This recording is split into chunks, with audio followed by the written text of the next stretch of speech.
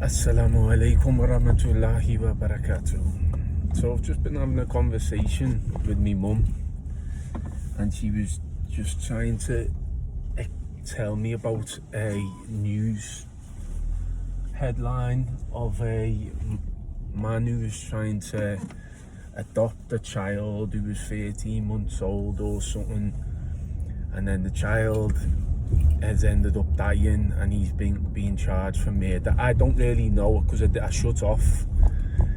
I shut off from her telling me about it, because I don't know whether it's age right now or if it's,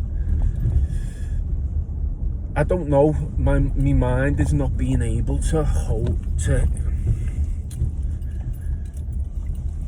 my mind and soul is being affected by negative and evil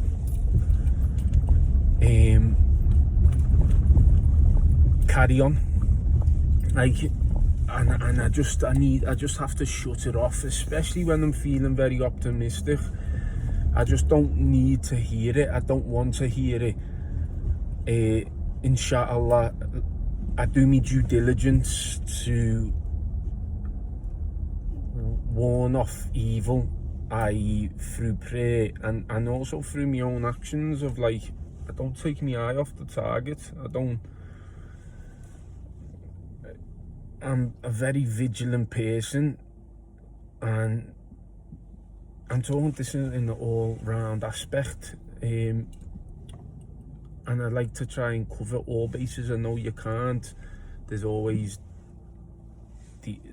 behind you where your eyes can't see, but anyway, that's going off topic. And I was explaining, I said to me mum, I was like, Mum, I can't hear it, honestly. Like, it does something to me now, and it just feels like someone pouring toxin into my mind, and I can't have it. And then I said to me mum, I was like, Mum, look, there's a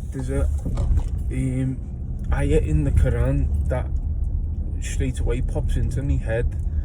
I said, and you could argue that the news is haram in Islam, because this ayah, and it's Surah An-Nas, not Surah An-Nas, Surah An-Nisa, 148, and it says, Allah does not like the mention of evil except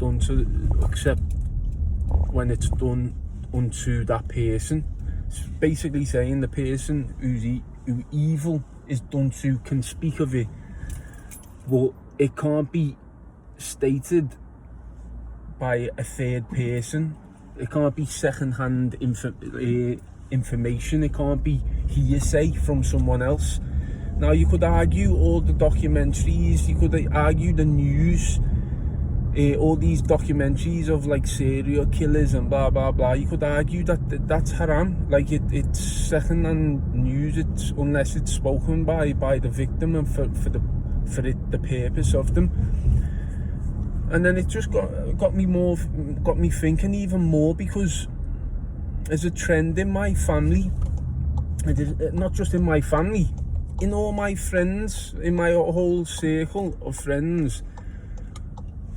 All the women in my family and my friends' partners, they all love watching, like, Jeffrey Dahmer and all these, like, literally, it's all they watch, and they're like, but it's real life, it's real life, that's why I like watching it. But, and I always say it to me kids mum, I was like, it proper blackens your image of what the world is. I was like, you think that there's psychopaths, and there could be, but I'm telling you now, these are the worst case scenarios. And if you was to put it in the statistic, it's probably 0.0000001% of the population are like this extremity.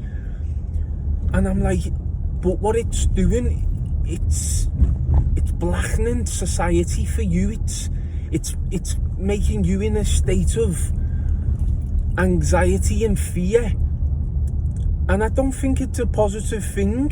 Where they think they sell it that it is a positive thing because it makes them, if what they think that it makes them be able to comprehend reality and society and like see the unseen before it happens, but it's not. And what I've come to believe that it is from being a father of a daughter and seeing here in nature what we call fitra in Islam. So for example, when I take my daughter out, she's like the boys, not a care in the world. Now when her mum takes her to a place, she's a shell of herself, yeah, and it gets noted every single time.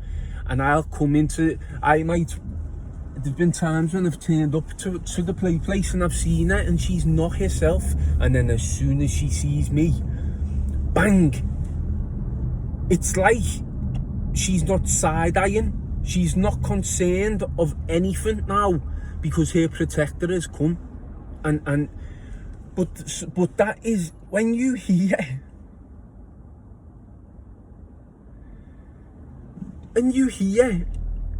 a woman being honest, yeah, being truly honest, she will tell you that there's a side to them, to the female, that is fearful of their security, that they have this unconsolable feeling when on their own. And I don't mean all the time. It can just be like, it can be when they're put in certain circumstances, but men don't have this to the extent that the female does, of like being unsafe. And I believe that's the condition of the woman, and I believe that it's in them, it's their innate nature. And I believe that that's what the sanctity of the man and the woman and marriage, that's what a wife and a woman gets from her man is true security and like a sense of like, this man will die for me, like he's ready to like go the ends of the earth for me. But on the other hand, based on seeing the correlation between what all the females within my inner and outer circle, what they really like to indulge in and watch and absorb, which is serial killing stuff, documentary murderers, like they like understanding that women are psychological creatures, so I think they really like to understand, like think about what is this killer, this serial killer thinking about. Like, I think it plays, they subconsciously, I've never heard anyone speak like this, and I really, really believe I'm hitting the nail on the head, but I think an adrenaline junkie, what is an adrenaline junkie? Truthfully, they're not after the adrenaline. It's walking that fine line between real hate, arguably Macbeth, death, yeah, and achieving what they were going to do. It's walking along the razor's edge. You're ready to jump off this cliff into the water, and you're like, boy, I could really hurt myself here. But like, and this is the innate nature of a man and a boy. And I read this book once, it was called King Warrior Sage Magician or something along the lines, and he was speaking about how young males in today's society don't go through a ritual. And back in the day, there was always a ritual from boyhood to manhood, and it was an initiation. So like it was the either like the Spartan days in that film 300, they sent the boys out and they had to survive a certain amount of days, and there was that saber-toothed tiger who was looking to kill them, or the tiger who was looking to kill them, and the ones who come back, they were the men. It was a ritual into manhood, and this book says that today's world there ain't no ritual for men. What I believe the ritual for boys is martial arts. I'd even say BMXing. I'd say skateboarding. It's a fine line between getting hurt, the potential of being hurt, and conquering this thing that could have hurt you, but you conquered it, so you're like, oh, there's a chance that I could always prevail here. And I think that's in the innate nature of the boy, the man. But these documentaries, these serial killing and murderers documentaries, I think they feed into the vulnerability of the female, unprotected, like the sense of being unsafe. And I think it feeds into that negatively, and I don't think they know it. They identify it negatively. I don't think the world's identified it negatively. And yeah, like that's what I was just trying to explain. I said to my mum, and I was trying to explain to my mum that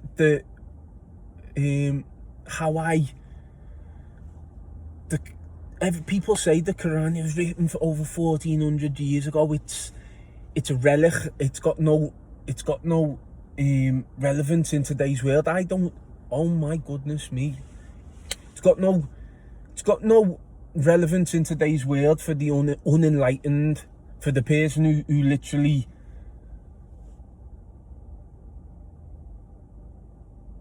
is exactly what the Quran says is not for them.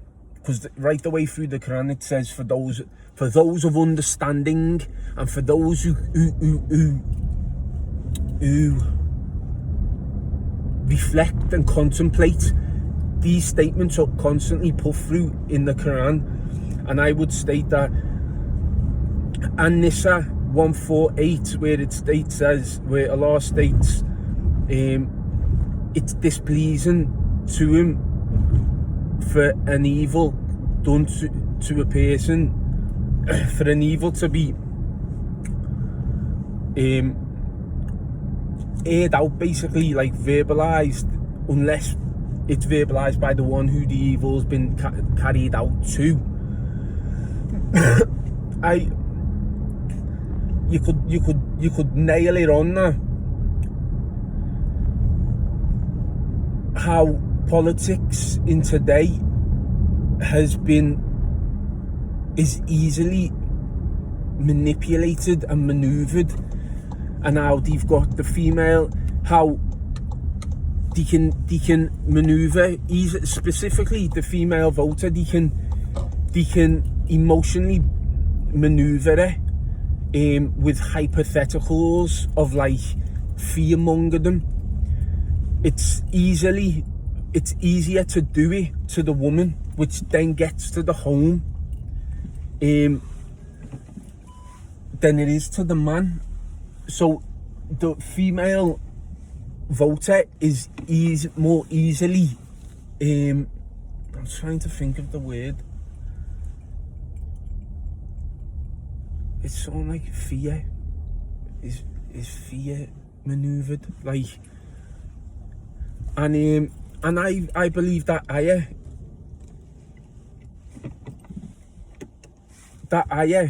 if you expand it, points to that, like, do not speak about an evil unless it's done to you. Like, do not, it's about not blackening the image of society and as a whole. Like like, see everything in with rose tinted glasses, if you want to say it like that. Like a friend said to me recently, he asked me what I thought about Dubai, and I was like, oh, you know what, I don't know, you know, like, I'm not really a fan. I was like, there's a lot of sin around, like it's bought, basically. It's bought to they're chasing the tourism too hard, and they're forgetting their own cultural and identity. And he's like, and he's lived in Dubai, by the way. He said, see, where I could tell you that Dubai and the UAE is a beautiful place to live religiously. He said it is all based on who you surround yourself with. Where you place your energy is your attention is where you place your energy. He is like, so if you place yourself around the sin, he said, best believe you're going to think that the surroundings that you're in is just full of sin. He said, but if you place yourself just around pious people or like God-fearing people, he said, well, guess what? Your world is going to be that. And I totally get what he understand, what he means, what he meant there, and it was a good reflection to have. I'm trying to think why I brought that up and relate it to what I was saying. I don't know. There was method to the madness. Anyway, I'll just leave it here. If I was to go and have a meal in a restaurant and the service was terrible, yeah, and then the next what my mate goes, oh lad, I'm looking to go here for a meal, and I was like, oh don't, it's terrible, it's awful, don't go there, lad. He decides not to go there. He takes my word on it. He decides not to go there. Then he goes to the next person and he goes, he's speaking to his next friend and he goes, oh lad, don't go there, lad, it's terrible, the service is shocking, the food is crap, rah rah rah. He's talking something that he's not experienced. He's passing on third-hand experiences that he's not experienced. And now I know it's hard to call a bad meal or bad service evil, but you can categorize anything negative really under the canopy of evil. That's like an example of what I'm trying to say, that you've got to be, as a Muslim, it's a very powerful lesson to, and I know we don't adhere to it, like it can't be perfect, so, but it's a very powerful lesson to put into your locker and try and not corrupt the society, the society you live in, people's names and honours. Like, it's talking ill about someone, and no, we're not meant to backbite. Like,